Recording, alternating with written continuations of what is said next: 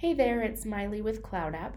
Today I'm going to show you how you can edit a document through Google using the offline feature. So this is a great setting to enable if you are concerned that your internet's going to go out or you're going to somehow be offline, but you still want to edit a document.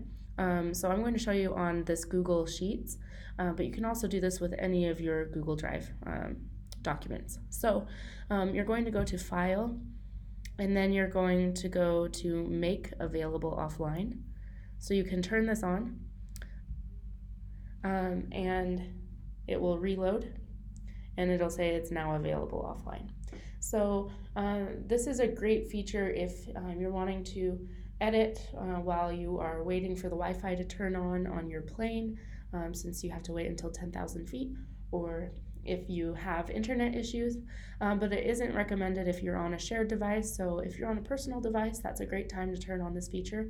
But keep in mind that you can continue editing, and then when you reach Wi-Fi again, it will save those changes, but they're not automatically saved to the cloud. So you can be editing offline, but if someone else is on the document, they won't see your edits in real time, of course.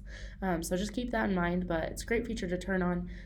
I would definitely recommend it if you have any concern of not being able to edit something while you're offline.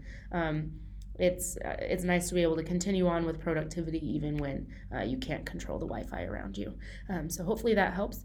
If you want to learn how to make your own how-to videos or how-to tutorial videos, go ahead and look in the description for a link to Cloud App, and there you can see how you can use our software to make really easy and very quick videos. So yeah, hopefully you get some benefit from that, and that I hope you're able to edit your offline documents and save time there and improve productivity.